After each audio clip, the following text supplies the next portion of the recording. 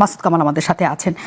যে জামাতের উত্থানটা আসলে তৃণমূলের পর্যায়ে অনেক বেশি হচ্ছে কিনা এবং রাজনীতির গতিপথ পরিবর্তন হতে পারে কিনা, এটা একটা প্রশ্ন। যেমন তেমন এই প্রশ্নকে সামনে রেখে বা এই আশাতেও হতে পারে জামাতে ইসলাম হয়তো মনে করে যে আরও দিন গেলে তারা আরও বেশি শক্ত হয়ে এখানে বসতে পারবে, আরও বেশি বিএনপি অনেক দুর্নাম কামিয়ে ফেলবে, আবার আওয়ামী লীগও মাঠে নাই, কাজে তাদের একটা অবস্থান তৈরি হওয়ার সম্ভাবনার জায়গা সামনে আছে এবং তারা কিন্তু স্পষ্ট মনে করে যে সরকার গঠনের মতো তাদের অবস্থান। আপনার কি মনে হয় আসলে সেই জায়গাটা তৈরি হবে নির্বাচনের আগে? না, তারা যেটা মনে করে এটা তারা মনে করে। আমরা ছোটোবেলায় দেখতাম, বুঝছেন, ওই পরীক্ষার আগে যখন প্রিপারেশন ঠিকঠাক মতো না হইতো তখন বলতাম যে পরীক্ষার ওই 7 দিন পিছিয়ে যেত, এরপরে আমি এমন প্রিপারেশন নিতাম যে হায়েস্ট মার্কটা আমি পাইতাম। যদি 7 দিন পিছিয়েও যেত আমি যা পাবার তাই পাইতাম। ওই 7 দিনে কিছু হয় না রে ভাই। এই ভোট 7 দিনে হয় না, 3 মাসে হয় না। 3 মাস পিছালেই ভোটের হাওয়া চেঞ্জ হয়ে যায় না। আমি অনেককে দেখেছি। আমি আমার খুব ক্লোজ লাইন বলি আপনাকে, সে তার এলাকায় বিএনপি চাঁদাবাজি করতেছে, সে বলতেছে এইবার বিএনপি ক্ষমতায় আসতে পারবে না। আমি বলছি কেন পারবে না? ওই দেখুন আমাদের এখানে বিএনপি কীরকম চাঁদাবাজি করতেছে, পোলাপানে যে ছাত্র দল যুব দলে করতেছে, বিএনপি এর লোককে ভোট দিবে না। আমি তুমি কী করবা? আমি বিএনপিকে ভোট দেবো না। আমি ভেরি গুড, তাহলে কাকে দিবা? আর কথা বলতে পারে না, কারণ কাকে দেবে সে আর বলতে পারে না। তখন যখন তার কাছে বিকল্প হিসেবে জামাত আসে তখন সে আর বলতে পারে না। বাংলাদেশের জামাতের এটি ইমেজ। এই ইমেজটা শুনতে খারাপ শোনা যেতে পারে।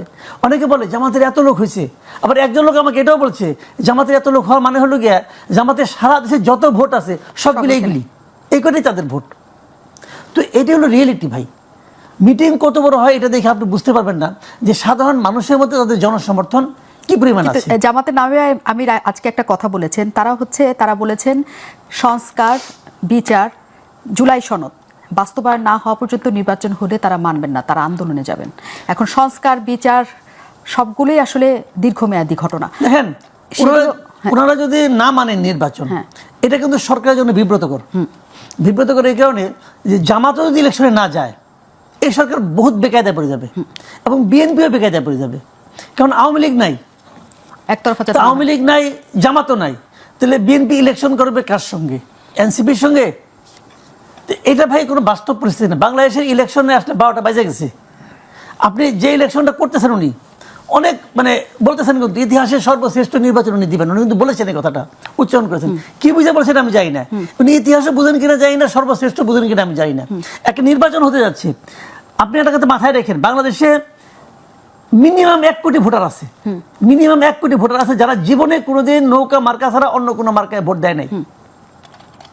এদের জন্য আপনি কি বিকল্প রাখছেন? আপনি এদের জন্য কি বিকল্প রাখলেন? একটা নির্বাচন যে আপনি করবেন, সেই নির্বাচন এটা বিপুল নির্বাচনটা আপনি কার জন্য করবেন? পলিটিক্যাল পার্টির জন্য নাকি সাধারণ মানুষের জন্য? নির্বাচন যদি সাধারণ মানুষের জন্য হয়, আজকে এসি বলেছেন সাধারণ মানুষকে তারা সম্পৃক্ততা চান। যদি সাধারণ মানুষের জন্য নির্বাচন হয়, তাহলে যে মানুষগুলো যাকে ভোট দিতে চায় যখন সেই মার্কাটা ওখানে না পাবে, তাহলে এটা নির্বাচন হলো। এবং এই নির্বাচনটি বহুত বিপদে পড়বে গভর্নমেন্ট, এবং সবচেয়ে বড় বিপদে পড়বে যারা নির্বাচিত হয়ে আসবে তারা। সারা দুনিয়ার কাছে এই নির্বাচন কতটুকু গ্রহণযোগ্য হবে আমি জানি না, আমি বুঝতে পারি না। কারণ 2014 নির্বাচন করে আওয়ামী লীগ ক্ষমতায় আসছিল, ওই নির্বাচনটা খুব গ্রহণযোগ্য ছিল। ওই নির্বাচনের কথা যখন তারা নিজেরা উচ্চারণ করতো, খুব কি আনন্দের সঙ্গে উচ্চারণ করতো। তো এরকম একটা নির্বাচন আয়োজন করতে যাচ্ছেন ইউনূস সাহেব, এবং ভাবতেছেন যে ইতিহাসের সর্বশ্রেষ্ঠ নির্বাচন উনি করে ফেলাবেন। কিন্তু কেন করবেন ভাই? কিন্তু এই যে প্রেক্ষিত এখন চলছে তাতে আওয়ামী লীগকে নির্বাচনের জন্য অনুমতি দেওয়াও কি আসলে অন্যরা মানবে? এটা তো আমি বলতে পারবো না। আওয়ামী লীগের নিষিদ্ধ আমি কই নাই, ওই ঝামেলা আমার ফেলান কেন? ওটা ইউনূস সাহেব বুঝবে। উনি কী কারণে করছেন, কী করছেন না করছেন উনি বুঝবে। এটা বিষয়টা কি হবে যে নির্বাচনে উনি যে কাজটা করতে যাচ্ছে, এই কাজটা করার পর সারা দুনিয়ার মানুষ কিন্তু উনি যা বলবে তা ওইটাই কিন্তু হবে না। ওটা কিন্তু ওটা হবে না। কিন্তু হিউম্যান রাইটস ওয়াচ কি বলছে যে আগে যা ছিল মানবাধিকার পরিস্থিতি এখন ওরকমই আছে। এটা উনি মানবে যে ক্ষমতা থাকে সে মানে? আগে দেখতাম হাসান মাহমুদ বলতো না ওরা ভুল করছে, ওরা টাকা খাইয়া করছে, বিএনপি তাদের টাকা দিচ্ছে, জামাত তাদের টাকা দিচ্ছে বলছে। এখন কে টাকা দিচ্ছে? এখন আওয়ামী লীগ টাকা দিচ্ছে। তাহলে এই সমস্ত আন্তর্জাতিক সংগঠনগুলো কি ব্রিজল থেকে মাল খায় ভাই? এইগুলো জানেন, শোনেন বিষয়টা হলো কি, ওই যে বলে না যে লাও সেই কদু, আসলে ওইটাই। মুখে বলতেছে, কেউ কিছু বলার সাহস পাচ্ছে না, কেউ বলতে পারছে না। আপনি এমন একটা এনভায়রনমেন্ট আপনি ক্রিয়েট করছেন যে আওয়ামী লীগের লোক বলতে পারছে না যে আমি কোথায় ভোট দিব। Is it democracy? এখন জনগণের সম্পৃক্ততা চাচ্ছে সিএসি। তিনি বলছেন যে সবাইকে নিয়ে তিনি নির্বাচন করতে চান, যাতে দলগুলো আর ব্যাপারে তারা যত না আগ্রহী তার চেয়ে বেশি জনগণ যাতে 16 বছর যারা ভোট দিতে পারেন নাই তারা যাতে ভোট দিতে পারেন। আপনি বলছেন তাহলে যারা নৌকায় ভোট দিতেন তারা কাকে ভোট দিবেন, সেই প্রশ্নটা তো রয়ে যাচ্ছে। কিন্তু সেই প্রশ্নের উত্তর বা সেই পার্সেন্টেজ ভোটার কোথায় আসলে যাবে সেই উত্তর আমাদের কাছে এখনো জানা নাই। নিশ্চয়ই মুস্তাফা ফিরোজের কিছু বলার আছে। আমরা আসলে যে মাসুদ কামাল যে কথাগুলি বলছিলেন যে আপনি আওয়ামী লীগের ভোটাররা কই যাবে, মানে তারা কাকে ভোট দিবে, যে সংকটটা আমরা দেখেছি আওয়ামী লীগের 18 নির্বাচন 24 নির্বাচনে, যে ভোটাররা ভোট কেন্দ্রে যায় নাই কারণ তাদের হাতে আর কোনো বিকল্প ছিল না। হ্যাঁ, এবং আওয়ামী লীগ থেকে যারা দাঁড়িয়েছে তাদের জিতে যাবে জেনে তাদেরও ভোট দিতে যায় নাই। ওরকম প্রেক্ষিত তৈরি হবে এবার আপনার মনে হয়?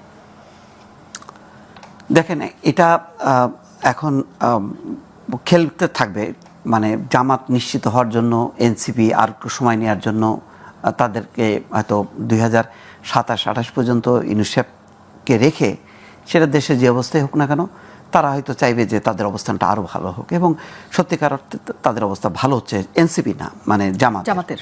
তো জামাতের জন্য এইটা একটু আর্লিটা মানে একটু তাদের জন্য কঠিন হয়েছে।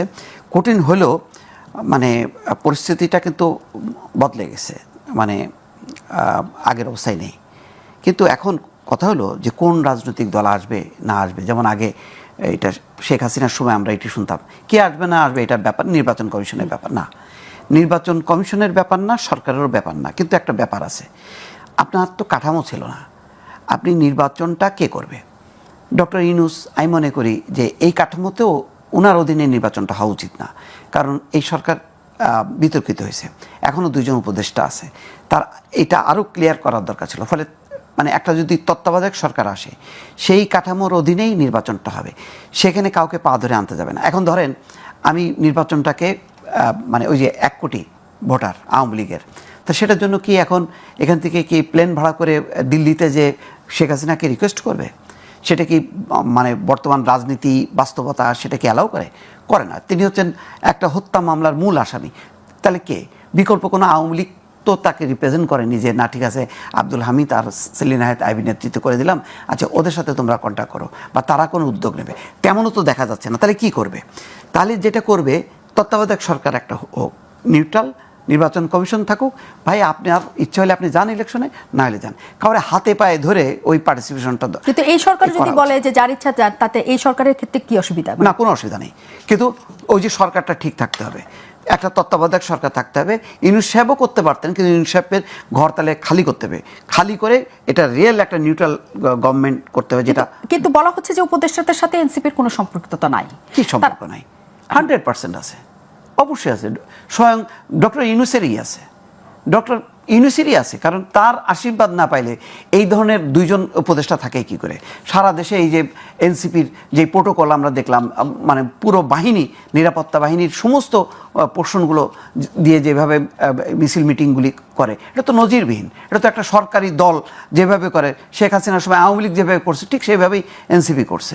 এটার জন্য ডক্টর ইউনূসের সরাসরি দায় আছে, এবং এটা কেউ হয়তো জবাব চাচ্ছে না, কারণ বিএনপি একটু নমনীয় হচ্ছে যে তারা মনে করে যে আচ্ছা যাই হয়েছে নির্বাচনটা হোক, তখন বোঝা যাবে ওই মাঠে।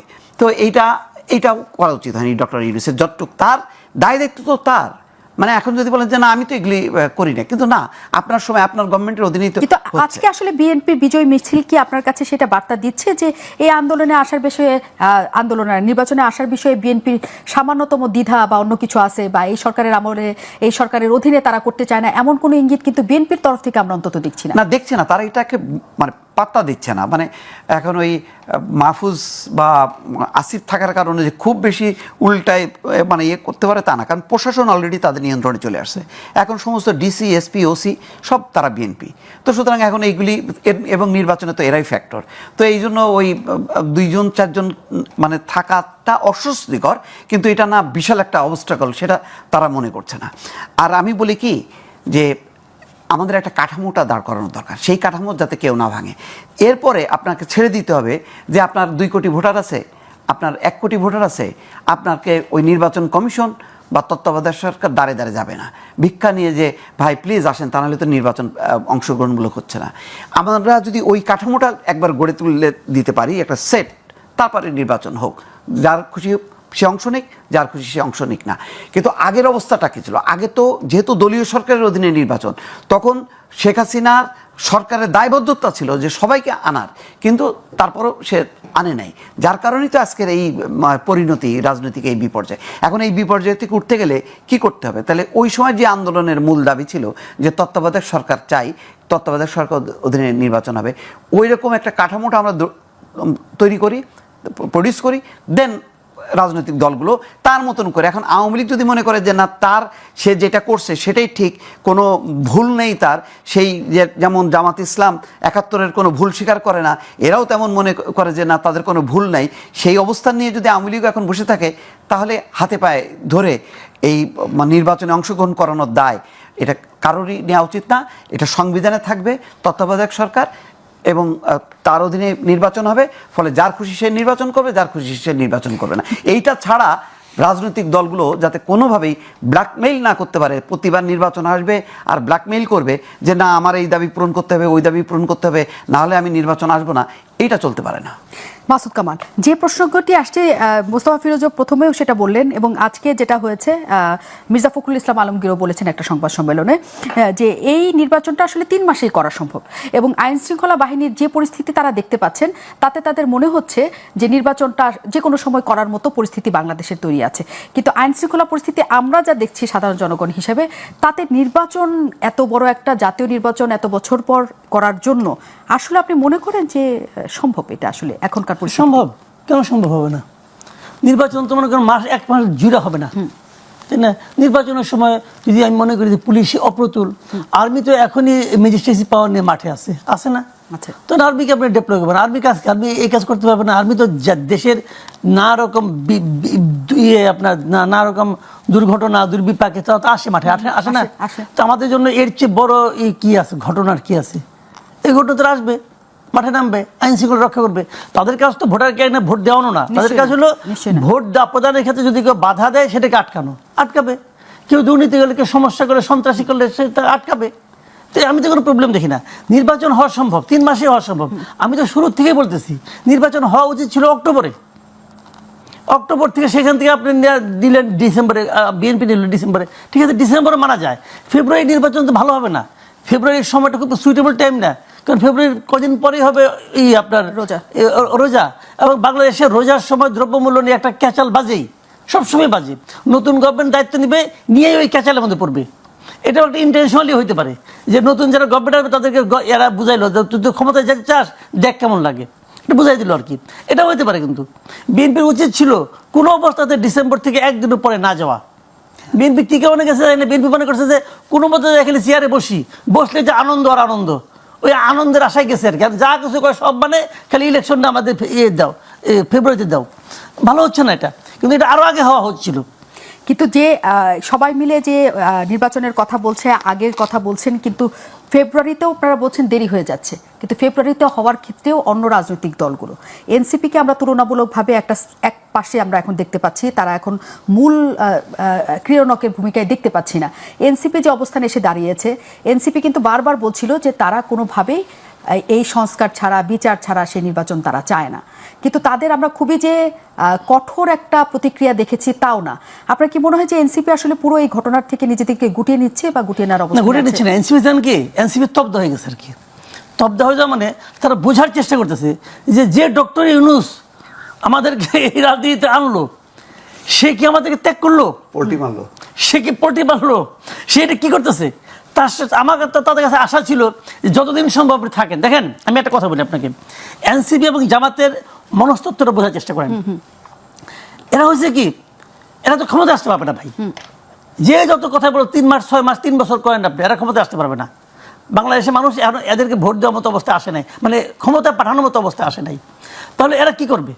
এরা এখন যে অবস্থা আছে, এখন কিন্তু এরা ক্ষমতার স্বাদ ভালোভাবেই নিচ্ছে। হ্যাঁ, অনেক জায়গায় নিচ্ছে, আমার তো নিচ্ছে, এনসিপিও নিচ্ছে। তা না হলে কালকে টিএসসিতে ওই যুদ্ধাপরাধীদের ছবি টাঙানোর সাহস তারা করতো না। ওটার কারণে ক্ষমতার স্বাদ নিচ্ছে। এখন যেই ক্ষমতায় আসুক না, যদি বিএনপি ক্ষমতায় আসে, এই স্বাদ নিতে পারবে না তো। যত জায়গায় যত কিছু আছে থাকবে। জামাতের লোক কয় জায়গায় মানে ইউনিভার্সিটি ভিসি আছে, ভিসি থাকবে? ঢাকা ইউনিভার্সিটি ভিসি থাকবে নাকি? থাকবে না তো, দেখেন আপনি থাকবে না। এই ঢাকা ইউনিভার্সিটি বেশি মার্চিয়ারে পাবেন না খুঁজার, এটা রিয়েলিটি। এদের ধরে ধরে আনছে, এই যে এখানে আনছে, এখানে পাঠাচ্ছে, এখানে পাঠাচ্ছে, এখানে পাঠাচ্ছে, এগুলো একটাও থাকবে না। এনসিপি যেমন এখন দাপটের সঙ্গে সাংবাদিকরা সচিবালয়ে ঢুকতে পারে না, কিন্তু এনসিপি লোকজন ঢুকতে পারে, বৈষম্যবিরোধী লোকজন ঢুকতে পারে। এরা ঢুকে ওখানে কি করে যাতে এটা কেউ প্রকাশ না করে, এই জন্য অ্যাক্রেডিটেশন কার্ড বাতিল হয়ে গেছে, যে ওটা কেউ যাতে না দেখে। ভাই এগুলো আমরা বুঝি না নাকি? সবই তো উন্নয়নের জন্য, তো এগুলো তো থাকবে না। তো যেখানে যায় তারা যেরকম প্রোটেকশন পায় গভর্নমেন্টের কাছ থেকে, নতুন গভর্নমেন্ট আসলে পাবে প্রোটেকশন। সেই ক্ষমতার সাথে শুধু জামাত পাচ্ছে নাকি এনসিপি আসলে? জামাতও পাচ্ছে, এনসিপি পাচ্ছে। কিন্তু শুনেন, হ্যাঁ। সাত এখন জামাত পাচ্ছে, এনসিপি পাচ্ছে, বিএনপিও পাচ্ছে, 3 দলই পাচ্ছে। আবার মাঠ পর্যায়ে চাঁদাবাজি বিএনপি করতেছে, মিনিমাম 90% চাঁদাবাজি বিএনপি করে মাঠ পর্যায়ে করতেছে। কিন্তু প্রশাসনে জামাত এগিয়ে আছে, প্রশাসনে কিন্তু জামাত বিএনপি সমান সমান। আর এনসিপি হলো উপরে থেকে বাড়তেছে, মানে এই তদবির করেন, ওই তদবির করেন, আর বিভিন্ন পোস্ট দখল করে আছে জামাত বিএনপি। ঠিক আছে, যখনই বিএনপি ক্ষমতা আসবে, জামাতের কেউ থাকবে নাকি এনসিপির কেউ তখন যে সচিবালয়ে যে ধমক দিতে পারবে? পারবে না। তো এই যে মজাটা এখন পাচ্ছে, এই মজা তো পাবে না। এখন এর মধ্যে মনে করেন আপনার জামাতের একটা খুঁটি আছে, জামার একটা দল আছে, অমুক তার একটা আছে। এনসিপির কি আছে? এনসিপি ডক্টর ইউনূস আছে। এখন ইউনূস ফেব্রুয়ারিতে ইলেকশন হবে, ওর তো রীতিমতো অধিক সঙ্গে পাথর হয়ে গেছে। এটা কি হলো? কিন্তু সেই পাথর হওয়ার সময়টাতে আমরা খুবই অদ্ভুত একটা ঘটনার মধ্যে দিয়ে গতকাল আমরা সবাই ছিলাম। সেটা হচ্ছে 5 শীর্ষ নেতা তাদের যেদিন জুলাই ঘোষণাপত্র এবং যেদিন আসলে বর্ষপূর্তি, যার জন্য তারা সম্মুখ সারির যোদ্ধা ছিলেন, তারা কক্সবাজার বেড়াতে চলে গিয়েছেন তাদের তথ্য মতে। এনসিপির এই অবস্থান এবং মুস্তাফা ফিরোজ যেটা বলছেন যে এনসিপি তো আসলে সরকার যেহেতু এনসিপিকে এক ধরনের প্রশ্রয় দিচ্ছে, কাজেই এই সরকার তার নিরপেক্ষতা হারাচ্ছে। কিন্তু গতকালে তাদের এই ঘটনা, জুলাই ঘোষণা অনুষ্ঠানে না যাওয়া, এই সমস্ত কিছুতে তাদের যে নিশ্চুপ একটা প্রতিক্রিয়া, তাকে কি আসলে বোঝা যায় যে আসলে সরকারের প্রশ্রয় তারা পাচ্ছে? আসলে এনসিপি যা চেয়েছিল তা পাচ্ছে না, নাকি অন্য কোনো জটিলতা তাদের মধ্যে তৈরি হয়েছে আসলে সরকারের সাথে বা অন্য কারোর সাথে? সরকারের সাথে খুব একটা জটিলতা নেই। এবং আসলে যেটা কক্সবাজারের ট্যুরটা, এটা অনেকটা চাইল্ডিশ আমার কাছে মনে হচ্ছে।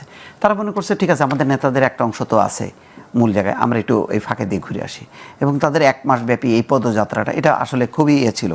সেই অর্থে তাসনিম যারা তো তার হাজব্যান্ড সাথে ছিল, বাকি ওরা ছিল, না গেলে পারতো। ওদের এই ম্যাচুরিটিটা এখানেই হলো যে একটা ম্যাচিউর দল আর ইম্যাচিউর দলের মধ্যে পার্থক্য। তারা সেই ম্যাচুরিটিটা মানে দেখাতে ফেল করছে। এটা একটা সাংগঠনিক শৃঙ্খলা। এবং এনসিপি কিন্তু আজকে তারা শোকজ করে বলছে 24 ঘন্টার মধ্যে সবাইকে এসে কারণ ব্যাখ্যা করতে হবে যে কেন তারা এই কাজটা করলো। আর হতাশাটা তো আছে, তাদের তো প্রত্যাশার অনেকগুলো যে এইগুলি করতে হবে, কারণ তারা মনে করে একটা তারা বিপ্লব করছে, রেভলিউশন করছে, সুতরাং সব কিছু পাল্টে দিতে হবে, নতুন করে তৈরি করতে হবে। এই জন্য তারা নতুন সংবিধান চায়, সেকেন্ড রিপাবলিক চায়। কিন্তু আসলে যাদের কাছে চায় তারা তো আসলে মানে তারা তো আর অভ্যুত্থান করেনি, তারা তো বিপ্লব করেনি। তারা সুশীল সমাজ, যার অবস্থায় ওই যে নিজ নিজের পেশায় আমরা সন্তুষ্ট, এরকম টাইপের মানুষজন এসে তো করছে। তো ফলে ওদের সাথে ওই এটার মানে সিঙ্ক ঠিক মতন হয়নি। তবে ডক্টর মোহাম্মদ ইউনূসের একটা আশীর্বাদ, একটা ভালোবাসা, স্নেহ তাদের প্রতি আছে। এবং তরুণরা সামহাও মানে প্রথম কথা হলো যে তাদের এই উচিতই হয়নি, কারণ এটা তো তারা জানে যে তাদের সাংগঠনিক কাঠামোয় এই অভ্যুত্থান হয়নি। এই অভ্যুত্থানের একটা জোয়ারে হয়ে গেছে, সামনে তারা সাহসটা দেখাইছে। কিন্তু অভ্যুত্থানের পরে মানে 5ই আগস্টের পরে সবাই যার ঘরে চলে গেছে। ঘর চলে যাওয়ার পরে তাদের ঘরে তো আর কেউ নাই। ফলে অল্প যারা ছিল তাদেরকে নিয়ে করছে। তাদের মধ্যে আবার একটা অংশ এটাকে ব্যবহার করে সমন্বয়ক পরিচয়ে সারা দেশে যেভাবে বিএনপির কিছু বদনাম হয়েছে, তাদের বদনাম অল্প করেও ব্যাপকভাবে তারা বদনামের ভাগ হয়েছে, তার একটা শিকার তো তারা হয়েছে। সব মিলায় এনসিপি একটা নড়বড়ে অবস্থানের মধ্যে পড়ে গেছে। কিন্তু আমার মনে হচ্ছে যে এনসিপির সাথে বিরোধটা সরকারের মানে বিএনপির হবে না, মূলটা হবে হচ্ছে জামাতের সাথে। এবং এনসিপি আমার ধারণা যে তাদের স্ট্রাকচার অনুযায়ী তারা আসলে জামাতের সঙ্গে অবস্থান করবে না, তারা হয়তো বিএনপির দিকেই চলে আসবে। তাদের রাজনীতির যেই মানে ধারা বা তাদের আন্তর্জাতিক যেই রাজনীতির লিবারেল ডেমোক্রেসি প্র্যাকটিস করবে, তো তারা সেটাই তো কমিটমেন্ট, সেটা মিলবে বিএনপির সঙ্গে। তো ফলে জামাতের সাথে একটা তাদের ক্ল্যাশ তৈরি হবে, মানে ক্লাশ তৈরি হবে বিএনপি সহ আদার্স। এবং মুক্তিযুদ্ধ স্বাধীনতা এগুলি নিয়ে তো অলরেডি ডিফারেন্সটা একদম। কিন্তু মাসুদ কামাল, মুস্তাফা ফিরোজের এই উত্তরটা আপনাকে জানতে চাই, কিন্তু সবসময় এনসিপিকে বলা হতো জামাত ঘেঁষা দল, কারণ এনসিপির যখন কোনো আন্দোলনে কেউ আসতো না তখন বলা হতো জামাত এবং ছাত্র শিবির থেকে তাদের ওখানে লোক পাঠানো হয়েছে, এবং সেটার প্রমাণও পাওয়া গেছে, এবং বলা হয়েছে যে তাদের মধ্যে একটা সখ্যতার জায়গা আছে। আসলে এনসিপির সখ্যতা কাদের সাথে? আসলে তারা কি এরকম কোনো জোট বাঁধতে পারবে কোনো দলের সাথে? আমি কিন্তু মনে করি না যে তারা জামাত ঘেঁষা দল। জামাত বিভিন্ন জায়গায় তাদের লোকবল, মানে শিবিরের লোকবল এনসিপি মিটিংয়ে গেছে, এটা আমি সন্দেহ করি। এবং এটা করার কারণ আছে, ওটা ছিল জামাতের রাজনীতি, পার্ট অফ দেয়ার পলিটিক্স। এনসিপিকে বড় করে দেখানোর জন্য না, তাদের পলিটিক্যালি এটা তারা একটা স্ট্র্যাটেজি তারা নিয়েছিল যে ওদেরকে বড় করে দেখাবো আমরা এখন। আবার যখন প্রয়োজন হয় নাই তখন আবার যায় নাই, যেমন এই শহীদ মিনারে যায় নাই তারা। এটা তাদের পলিটিক্স, কিন্তু মানে ওদেরকে ভালোবেসে গেছে তা না, কিন্তু তারা একটা বিকল্প কিছু তৈরি করার চেষ্টা করছে। তাদের পলিটিক্সটা কি, তারা চাচ্ছে যে বিএনপির প্যারালাল তাদেরকে দাঁড় করতে চাচ্ছে। এবং এটা কথা যে দেখবেন আপনি ওই সময়ে এনসিপি, কিন্তু এনসিপির মধ্যে যে কথা দুই ভাই বললেন যে খুব ইন্টারেস্টিং, ওদের মধ্যে একটা ছেলে মানুষই ব্যাপার স্যাপার আছে, বয়স তো কম। মানুষ তো ভাই খালি বই পড়ে শিখে না, মানুষ কিন্তু ঠিকা শিখে, অভিজ্ঞতা করে শিখে। যেমন এইবার তারা গেল ইয়েতে কক্সবাজারে, আগামীতে কোনো অনুষ্ঠানে কিন্তু এইভাবে যাবে না, ঠিকা শিখছে। তো ঠিক শিখে ওরা অনেক কিছু শিখুক। আমি তো এই পার্টির ভালো চাই, এই পার্টির আগামীতে শক্ত হোক। ওরা কিন্তু শুরুতেই যে ঝামেলাটা করছে, ওদেরকে ঝামেলায় ফেলাই দিতে আসলে ইউনুস সাহেব নিজে। মানে এনসিপির যদি আপনি খুঁজেন, এনসিপিতে একবার হয়েছে কি, আমি যে কথা বলতেছিলাম যে ওরা করছে কি, সবাইকে অ্যাটাক করছে, সবাইকে অ্যাটাক করে মনে করছে আমার সঙ্গে তো ইউনুস সাহেব আছে, আমার তো আর কাউকে লাগবে না। এখন সবাইকে অ্যাটাক করে আসলে ইউনুস সাহেব তো কারোর ধরো না, ইউনুস সাহেব ওনার জন্য। ইউনুস সাহেব বেসিক্যালি এনসিপির সবচেয়ে বড় ক্ষতিটা করছে ইউনুস সাহেব নিজে। কীভাবে করছেন বলি আপনাকে, এই যে ওরা যেখানেই যায় সেখানেই এই তাদেরকে প্রোটেকশন দেওয়া হচ্ছে, প্রশাসন দিয়ে, পুলিশ দিয়ে, আর্মি দিয়ে, এটা দিয়ে কিন্তু মানুষের কাছে প্রমাণ করে দিছে যে অন্য 5টা রাজনৈতিক দলের সঙ্গে এনসিপির একটা ডিফারেন্সটা কি। এই ডিফারেন্সটা মানুষ ভালোভাবে নাই, একদম ভালোভাবে নেয়। এনসিপির কেউ যদি কোনো রকম চাঁদাবাজি করতো অথবা বলতো তোমাকে ধরাই দেবো, করছে তো চাঁদাবাজি তো অবাধ হয়েছে, এটা উনি হতে দিয়েছেন। এনসিপির সচিবালয়ে গেছে, এনসিপি না ঠিক ইয়াংরা গেছে, স্টুডেন্টরা গেছে, সচিবালয়ে গেছে, যাওয়ার পরে তদবির করছে, ওই তদবির করতে দেওয়া হয়েছে। যখন আপনি করতে দিবেন, ডিসি নিয়োগের ক্ষেত্রে স্টুডেন্টদের ভূমিকা ছিল, এটা সবাই জানে, করতে দেওয়া হয়েছে। তা আপনি যখন করতে দিয়েছেন আপনি, এতে কিন্তু সুনাম বাড়ে নাই।